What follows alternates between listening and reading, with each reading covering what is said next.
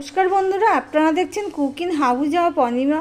এখানে পাবদা মাছ দেখতে পাচ্ছ। এই পাবদা মাছগুলো আমি ধুয়ে নুন হলুদ মাখিয়ে নিয়ে রেখেছি। এই পাবদা মাছের একটা টেস্টি রেসিপি তোমাদের সাথে শেয়ার করব। তার জন্য ভিডিওটা স্কিপ না করে পুরোটা দেখার অনুরোধ রইল। এদিকে দেখো, একটা কড়াই উনানের উপর বসানোই আছে। আমি এখানে বড়া ভেজে নিয়েছি, মানে পেঁয়াজও ভেজে নিয়েছি।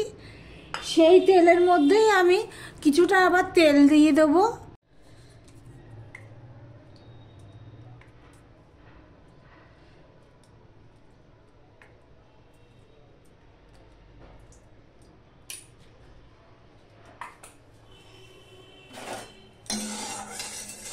এবার যে পাবদা মাছগুলো আমি ম্যারিনেট করে রেখে দিয়েছিলাম সেগুলো আমি ভেজে নেবো। পাবদা মাছ ভাজতে গেলে কিন্তু খুব ফোটে, সেজন্য আমি ওখানে নুন হলুদ তেল দিয়ে মাখিয়ে রেখেছিলাম, সেটা তোমাদেরকে আমি মুখে বলে দিলাম। এবার এই কড়াইয়ের মধ্যে আমি একটু নুন দিয়ে দেবো।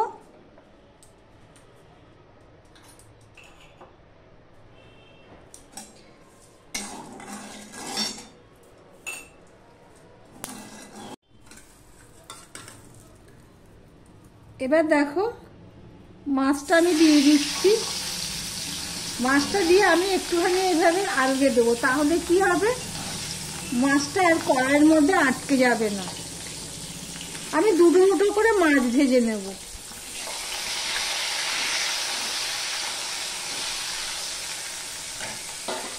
আর একটুখানি এইভাবে ঢাকা দিয়ে দিলাম, যদি ফোটে তাহলে ছিটে আর গায়ে আসবে না।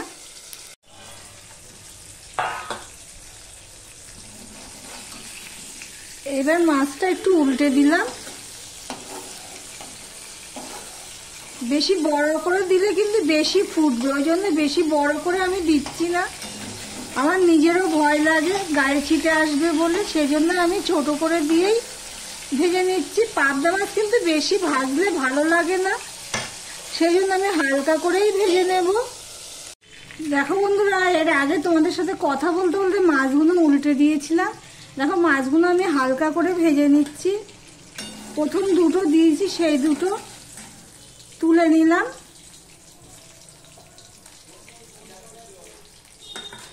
নিয়ে আবারও আমি দুটো ভেজে নেব।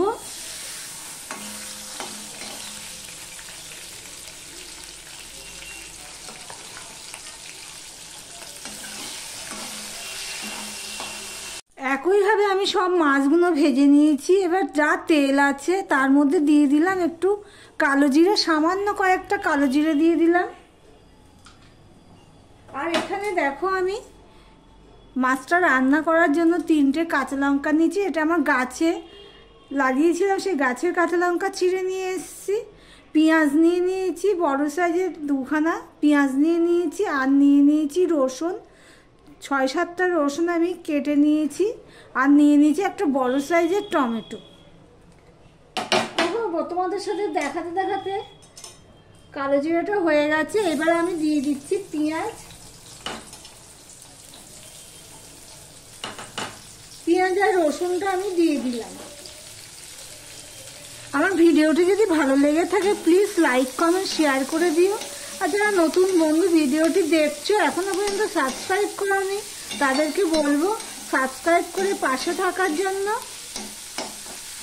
পেঁয়াজটা নরম হওয়ার জন্য আমি দিয়ে দিলাম নুন।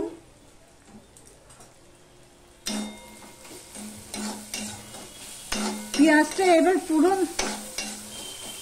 একদম পুরো লাল লাল করেই ভেজে নেব, তাহলে তরকারির স্বাদ বেড়ে যাবে। প্লিজ বন্ধুরা, আমি যেই প্রসেসে করছি, যেইভাবে করছি ওইভাবে একবার ট্রাই করে দেখতে পারো। এর আগেও আমার পাবদা মাছের রেসিপি আমার পুরনো ভিডিওগুলো রয়েছে, তোমরা চাইলে দেখে আসতে পারো। দেখো বন্ধুরা, পেঁয়াজটা অনেকটাই কমে গেছে আর লাল লাল হয়ে গেছে পেঁয়াজ ভাজাটা। ওদিকে দুধ দিতে এসছে। দেখো আমাদের কুকুরটা কিভাবে চেঁচিয়ে যাচ্ছে, রোজই দেখে তবুও ওকে দেখে চেঁচাবে। দেখো, টমেটোটা আমি দিয়ে দিলাম। এবার টমেটোটা নরম হওয়া পর্যন্ত আমি অপেক্ষা করব। ভিডিওটা স্কিপ করো না প্লিজ বন্ধুরা।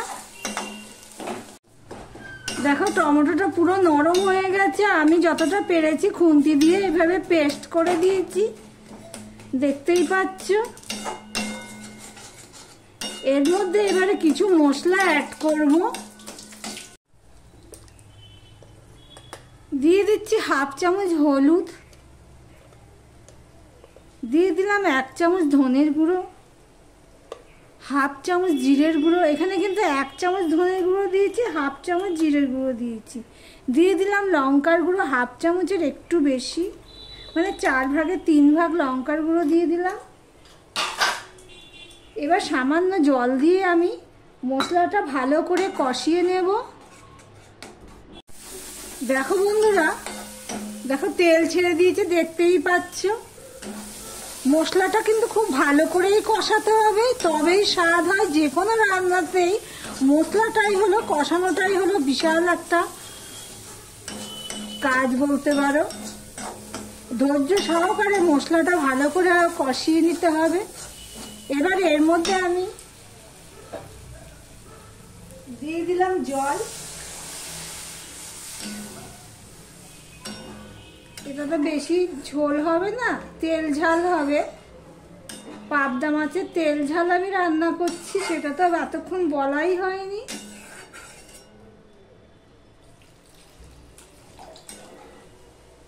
এবার ঝোলটা ফুটে ওঠার জন্য আমি অপেক্ষা করব। দেখো বন্ধুরা, ঝোলটা ফুটে গেছে।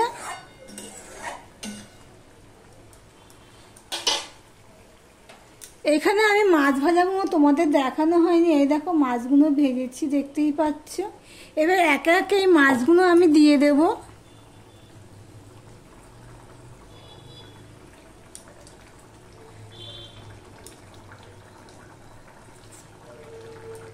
এদিকে 3টে মাথা দিয়ে দিলাম, আর এদিকেও আবার 3টে মাথা দিয়ে দিলাম, তাহলে তো রান্নাটা গুছানো হয়ে যাবে।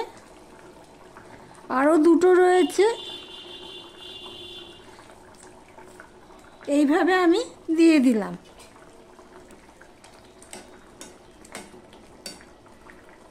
আর এখানে আমি দেখো 3টে কাঁচা লঙ্কা তোমাদের দেখিয়েছি, সেগুলো দেওয়া হয়নি, সেগুলো আমি এখন দিয়ে দিলাম। ঢাকা দিয়ে আমি 5 মিনিটের মতন ফুটিয়ে নিয়েছি, দেখতেই পাচ্ছ কি সুন্দর দেখতে হয়েছে। আর আমি এইভাবে একটু মাঝে এসে নেড়ে দিয়েছিলাম, আরও একটু নেড়ে দিলাম।